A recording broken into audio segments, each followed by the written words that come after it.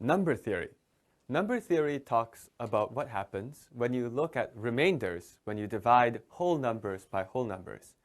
Or more generally, you learn about what is so special about whole numbers. Division is one of the first places that you find out that whole numbers don't become whole numbers with all types of plus, minus, times, and divide. For example, here is a number, large number, which if I try to divide it by 101, it will not necessarily divide completely. It might have a remainder. Maybe something I'll also comment is that throughout this number theory course, you will notice that I choose special numbers. I think that if we are learning a subject, you can learn it with any numbers. But if you choose certain special numbers, you might also learn a little bit more. Some of you may recognize this as the beginning of a number called pi. That doesn't have too much to do with the problem we will do, but it's good to see pi more often. I certainly need to see it because in the United States, it's my phone number. That is true. Okay, but now I want to take this division, divide by 101. If you try to do it the usual way, 3, 1, 4, 1, 5, 9, 2, 6, divide 101, you could. It will be difficult. For example, I will start with 3, 3, 0, 3, subtract 1, 1, 1, and I could keep going. But I will not. What I will say is that if you go all the way down, the question is what is the remainder?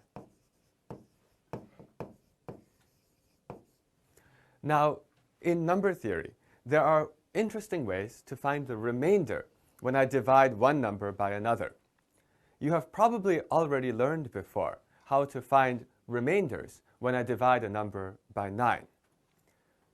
I want to use 101 because even if you haven't seen how to find remainders when you divide by 9, we'll end up learning that by accident too. For 101, 101 is very, very carefully picked. Let's think about patterns. If you saw 101, in your head you may be thinking, it's very close to 100. Let's use that. So if I have 3, 1, 4, 1, 5, 9, 2, 6, and 101 is very close to 100, let me try to write this number in a different way. I will write it as 26 plus, I have 59 times 100. 100 is very close to 101. Then I have plus 41 times 100 squared is how I'm going to write it, because that's 41 with then 4 more digits shifted off. And the last I will write is plus 31 times 100 cubed. Now this is very useful, because if I'm doing modular arithmetic, which means if I want to know what the remainder is when I divide by 101, then I can start to use that there are 100s here. For example, I can write this as, I have my 26 plus, I will write 59 times 101 minus 1. That 101 is something I want to divide by and look at the remainder, and there's already one of them here. Now this 41 times 100 squared, I will write as plus 41 times 101 minus 1 squared.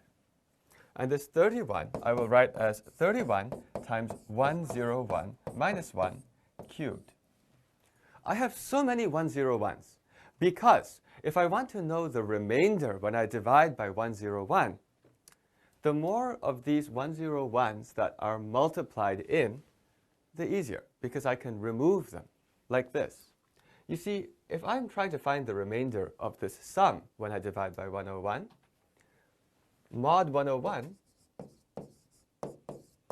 is the same as,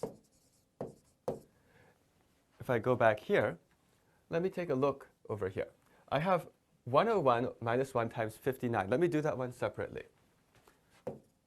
If I take 59 times 101 minus 1, and I want to know what the remainder is when I divide by 101, I'm going to use this new notation, which we will use throughout this class. I'll write 3 bars, and on the right side, I'll write mod 101.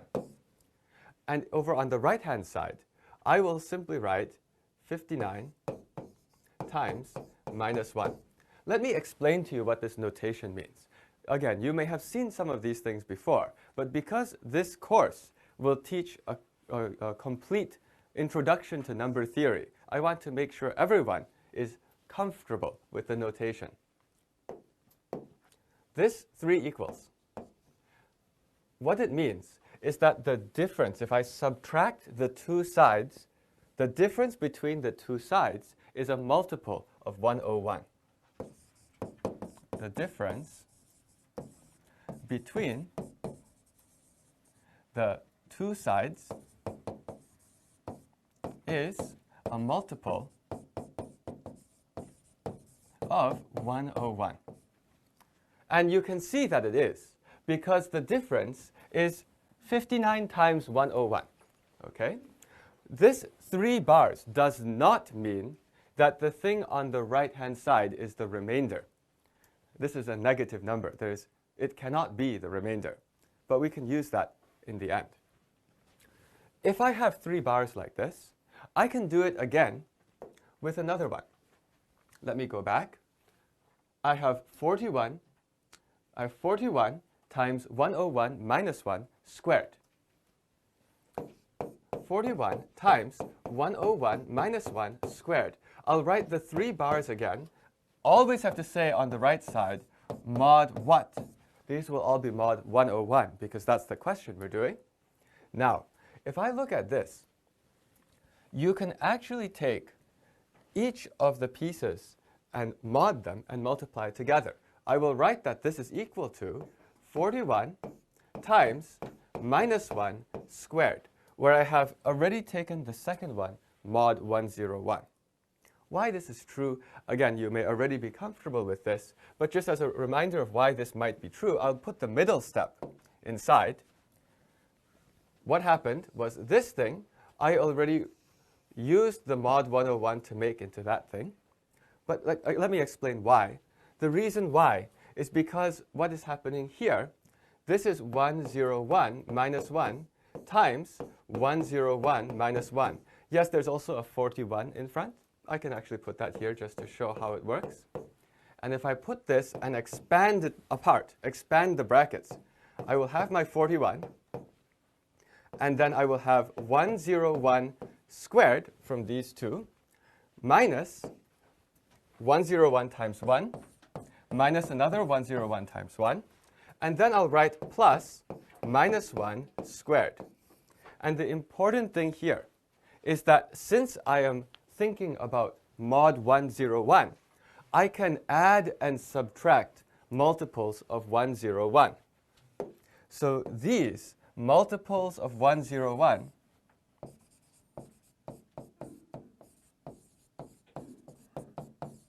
these can disappear because my notation means I can always add and subtract multiples of 101. Okay. If I know that this left side and that left side have these two have a difference which is a multiple of 101, and so do these, then if I add together these equations, I can add together these equations entirely. And I will find that 59 times this plus 41 times this, 3 bars, this plus this. Let me do that with all of them. I want to add together all of this together. Okay, so now if I do that, the left-hand side becomes, let me copy all of this, 26, 59, 41, 31. I will have 26 plus 59 times 101 minus 1 plus 41 times 101 minus 1 squared plus 31 times 101 minus 1 cubed. If I add them all together, I can write my 3 bars. On the right-hand side, I put mod 101. And every single one I'm now replacing with what I have with no 101s, which gives me 26. This is now interesting. 59 times minus 1, I will call minus 59. Then I will say plus 41. Why plus 41? It's because the minus 1 and minus 1 multiplied, and I have plus 1. Let me emphasize that right here. This is because I had a minus 1 squared. But the last piece is minus 31. And let me remember where that is from.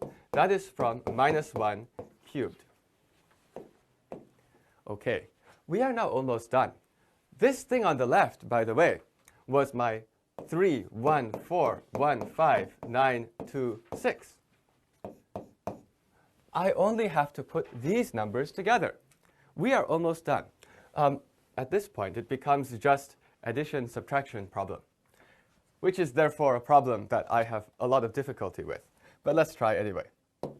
OK, let me add the 26 and 41. Let me put it here. 26 and 41, if I add them together, I will have 67. Okay. I also have the things I need to subtract.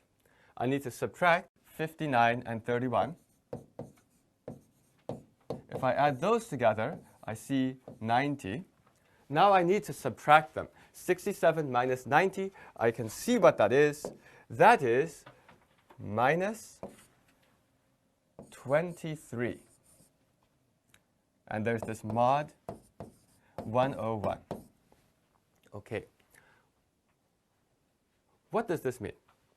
This means that if I take this big number and I want to write another number which is the same as it is, modulo 101, well, here's another number. But this is negative. I asked for the remainder. If I want the remainder, I can't say the answer is negative. But remember this 3 equals notation. What it means is I can always add and subtract multiples of 101. So I can also write another 3 equals and just add another 101. Minus 23 plus 101. That is true, mod 101. Now I need to take 101 minus 23. Again, this is a hard problem for me because I usually do theory. But if I subtract these things, it looks like what I have is 78.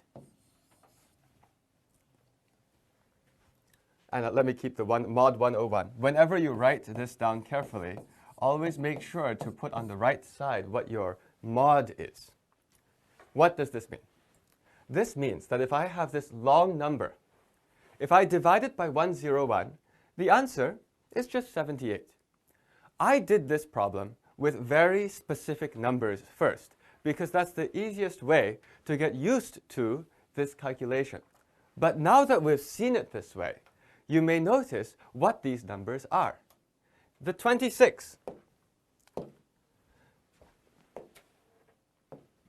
The 26 is the last pair of digits. The 59 is the second last pair of digits. 41 is the third last pair of digits, and the 31 is just the first pair of digits. The signs go between plus, minus, plus, minus. We actually have learned a trick for finding out what is the remainder when I divide by 31. For this trick, you group together the digits, starting from the end, starting from the right point, and you put a minus sign. You start with a plus sign for the last one, and then you put a minus sign for the second last one. Then you put a plus sign for the third last one, and then finally you put a minus sign for the next one. You keep on going with plus, minus, plus, minus. I want to emphasize, the reason I showed this with the whole theory is because it can be easy to forget. Do I start with plus? Do I start with minus? How do I group? once you know that the secret is that 101 is just almost 100, you can find the whole pattern yourself. And to close, now that we have this powerful trick, let's just try it for fun on another number and just see what happens. I want to try this on just the number 31415 because I want to make a point. In this number, there is an odd number of digits. How do I approach this time? Remember, because all that we did was we thought of 100 as almost 101, you always group them starting from the end because this 14 is times 100. So that will be with a plus. The next one, 14 will be with a minus. Then what do I do with the 3? Well, remember the 3. The 3, you could think of it as a two-digit number. The 3 is like 03. Because this 3 is just 03 times 101 minus 1 squared. Whenever you are not sure about a trick, always think about where it comes from. And this particular piece, 03 times 101 minus 1 squared, we are now comfortable with. It's just 3 times minus 1 squared, mod 101. Throughout this course, we will get used to and comfortable with whenever you see addition and subtraction with the thing that you are putting in the modulo, you can always remove like this. Okay, but this will have to have the 3 with a plus. This is now very, very easy. I just have to take, if I want to know what this is, mod 101, this is just 3 minus 14 plus 15. Oh, I can do that. That's 4. So this is how powerful this trick is, or this insight. Really, I don't want to call it a trick. This is just understanding what is special about modular arithmetic, which is if I have numbers that I am looking at remainders against, I can always separate them apart and then remove them as I multiply. But in case you ever see this problem on a competition or on an exam, you will now be also super fast at figuring out what numbers are modulo 101.